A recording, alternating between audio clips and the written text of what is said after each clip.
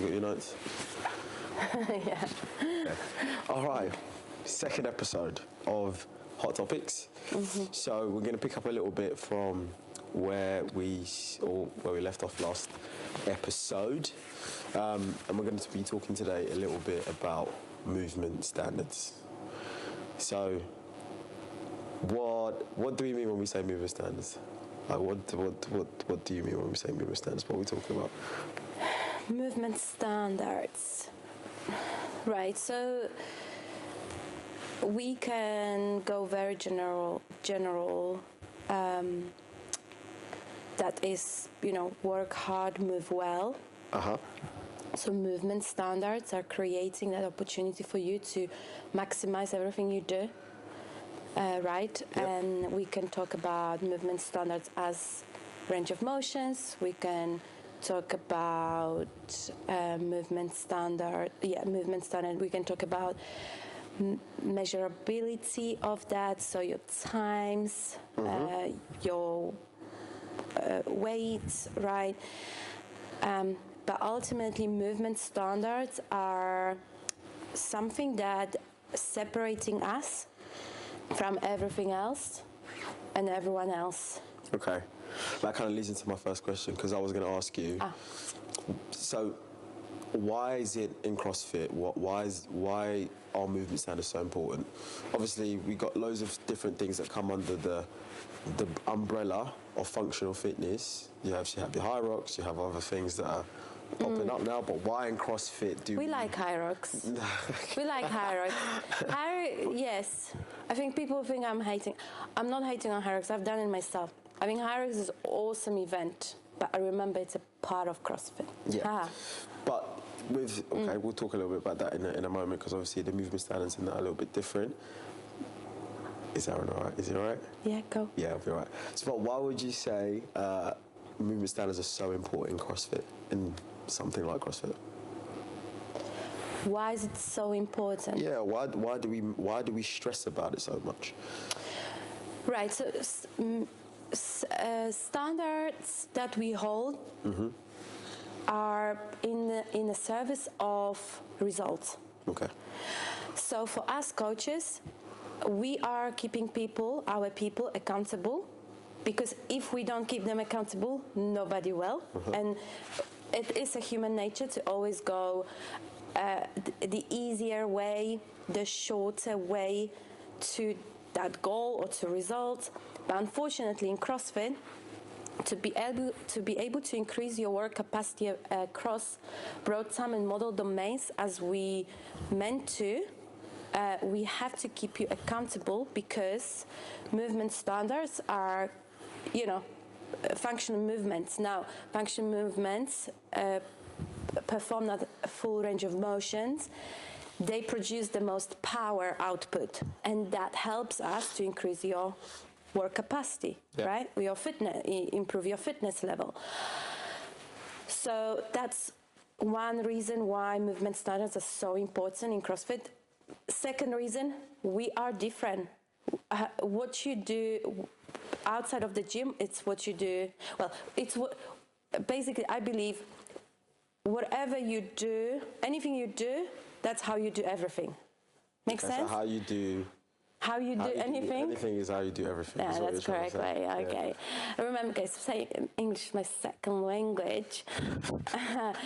Yes, but that's what I mean.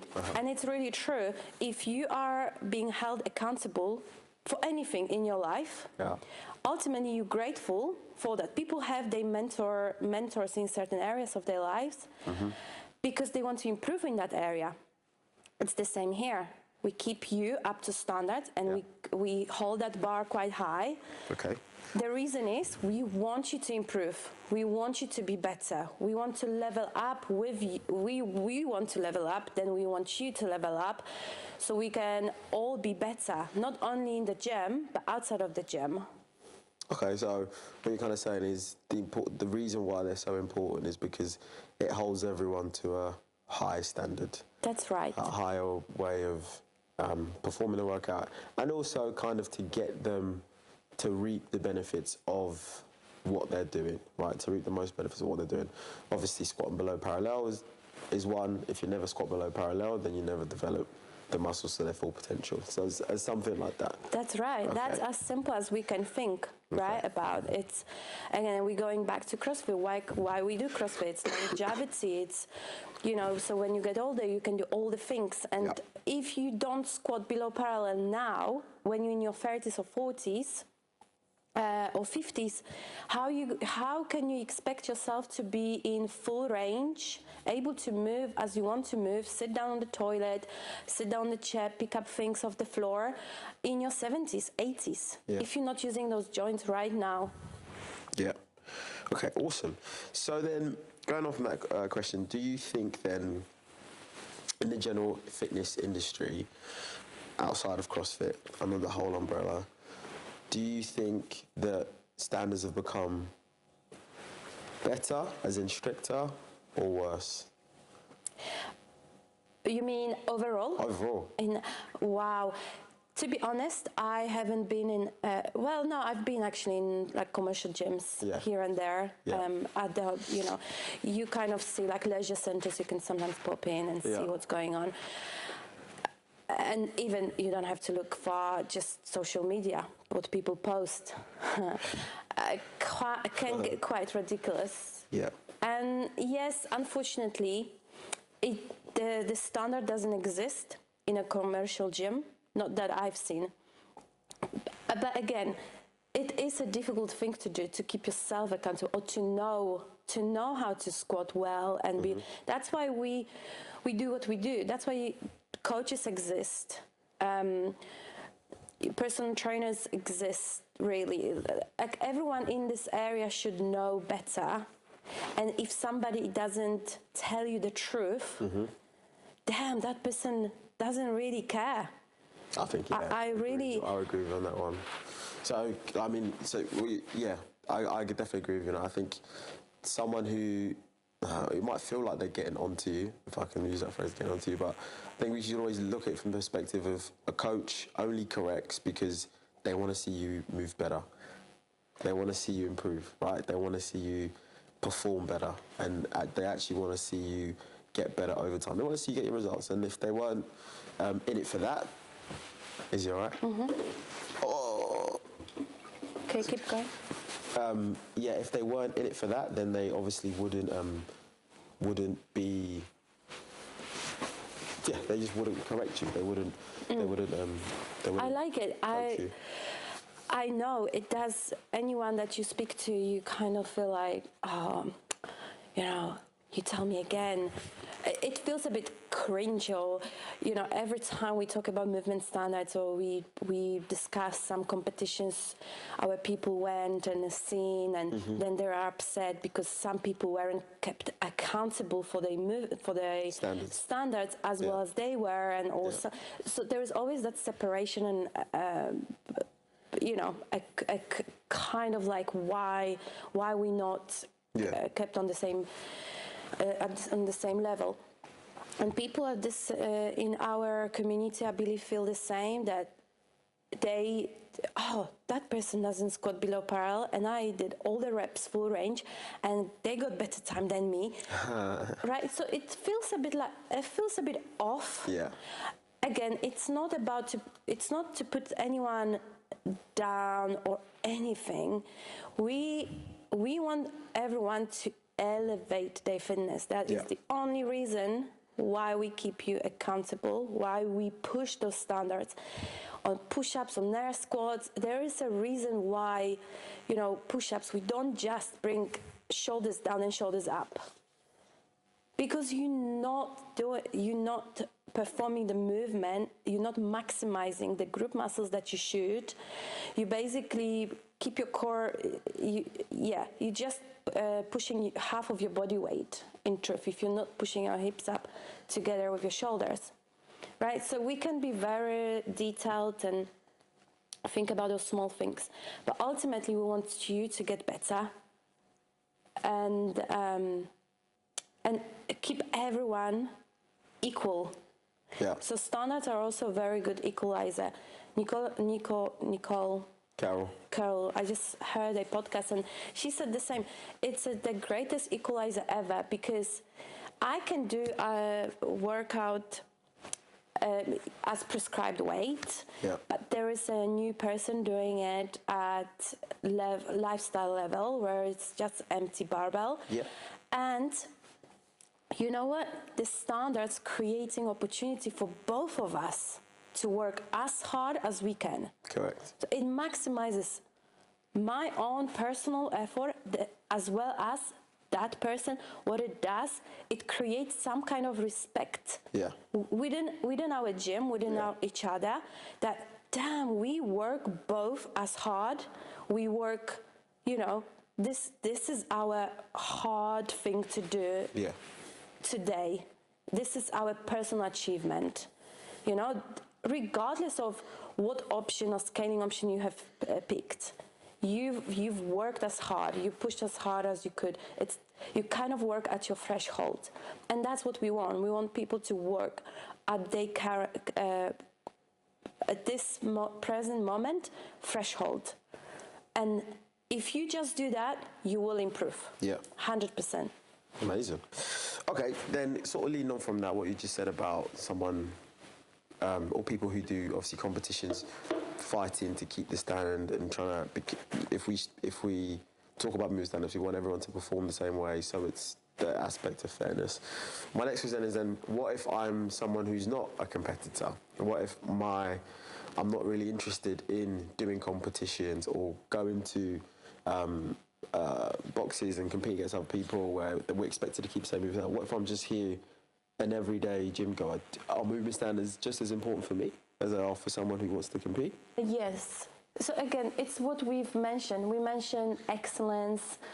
What you do at the gym, you most probably will carry it outside of the gym. So the excellence. And why would we? It doesn't matter that you're not competing, but we want you to move well, right? So you can then not injure yourself. You can then enjoy life outside of the gym, wherever you go on holiday, or you want to experience some different sports, different things. You know how to, you know, kind of show off, but you know how to enjoy it. Not that you will feel like you're struggling or in that kind of way. You want to improve, right? If you want to improve, there is not a shortcut. You need to do it the right way. Okay, that's awesome. I mean, that's really important. I mean, obviously, we're talking about the Open that's coming up at the end of the month, and obviously, for a lot of people, it'll be the first time doing it. Some people, it's not. But yeah, there's a real onus and a real importance on making sure that you do those movements correctly, that you hit the standards for all those movements, because the Open is always, and I mean, it's always has been, always will be, a opportunity for you to kind of see where your fitness lies at the moment. So if you're not performing those movements to standard, the only person that you're actually cheating is yourself. It's great if you beat someone else in the gym, and that's fantastic. But if it wasn't done at the correct movement, at the correct standard, then there really is no point, because if you were to do it again in another couple of years or wherever, and you did it to the correct standard, then maybe you aren't getting a true reflection of where you currently lie. So yeah, 100%. You now touch on more points that we can really focus on. It is, yes, you want to relate in the future to, you know, what you've done in a previous year or whatever, in this case, the Open. And if you haven't kept the standards that year, and, you know, naturally, if you kept training and everything went well with your consistency, you want to see the improvement. Now you're getting disheartened because you haven't improved. In this scenario, I'm talking if you haven't held the movement standard, so if you didn't go below parallel, and, you know, the range of motion was shorter, so obviously your time would be better. So it's that's obviously important too. But again, the most important is that you doing it for yourself, not for anybody else. At the moment of doing the workout, you have people around you, and you feel pressure. You want to be faster, and you want to do more reps. Yes, that's the hype of the moment. But when you go home, and in a year or two, it's what you carry in you. Do you have the substance of those, the muscle mass you built, or the full range of motions that you can perform? That's what really counts, because nobody sees you wherever you go. You're the only one that carry it, right? So if you cheat reps, deep inside that's what you've done. So then wherever you go, you carry it. That's how I always feel. Yeah. I don't want to do rubbish push-ups. I don't. It's gonna take me longer. Fine. But I feel the burn in my tricep and everywhere. Good. I know that in a year, I probably be able to perform more, but it takes time. Yeah. It takes time to build solid foundation. Yeah. 100%. Okay, so to kind of end it in a fun way, what's one movement that for you, notoriously, you see loads of people not hitting the standard on? So what's one movement that you could give to you and to say, have a look at your movement standard on this movement, because loads of people get it wrong? Yeah. Only one? Yeah. Only one. We don't have enough time to do all of them, so only one. I can't pick. There are many. I can give one. You give, and then I give the list. Okay. But I think for me, the biggest one I see, I think it's probably the one that's commonly done wrong by everyone. There hasn't been one person that I've asked them to show me the movement that has done it correctly from day one. Simply because we have it in our on-ramp course. It's a push-up. Ask anyone that walks into this gym to show you a push-up. 99% of the time, they won't get their chest to touch the floor. And I think it's more... Full lockout, the hips. Something will be out of line. Right, it's such a simple movement, which most people think they are doing correctly. But I promise you, 99% of people, I ask them to show me a press-up or what they think a press-up looks like. 99% of them are not getting their chest to the floor. They get to a point where they feel like it's deep enough, but the actual standard that we're looking for, the correct press-up, chest making contact to the floor, elbow locked out at the top, that's a big one, especially for the guys when they want to do loads of reps, and making sure you keep your body in a nice straight line.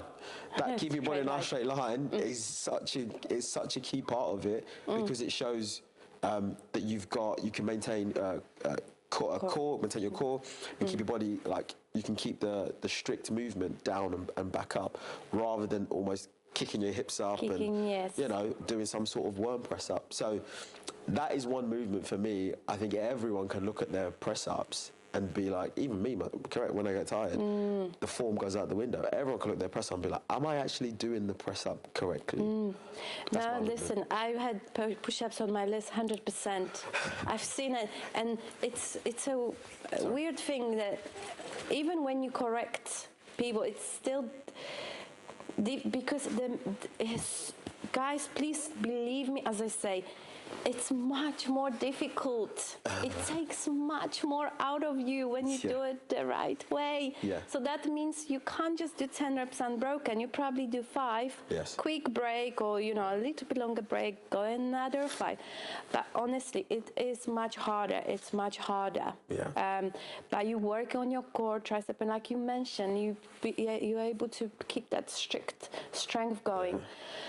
And air squat, big one, not just full squat, but full extension at the top, on burpees, chest touching the floor, that's also a big one, and full extension as they jump. People, when they jump, they think they fully straight. They shoulders many times are forward just because it feels quicker, just the way it is. We could talk about movements forever. Power cleans, elbows through. Okay, I'm going to stop you there, because you could keep going forever. Yeah, I can keep going. You keep going forever. But I think so. The biggest takeaway from this sort of conversation, this sort of chat that we had, is that we as coaches will always in class where we can stress the importance of movement standards. At the end of the day, I always say it's down to the individual.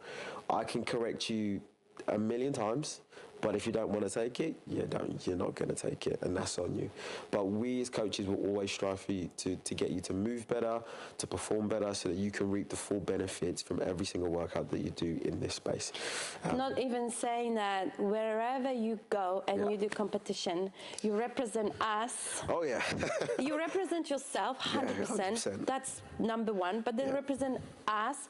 And honestly, there is something beautiful when people notice that you're not cutting the reps, Correct. you're not trying to cheat away the win, you are doing it the right way. And if you win, then it's a win, then it's a real win. Yeah.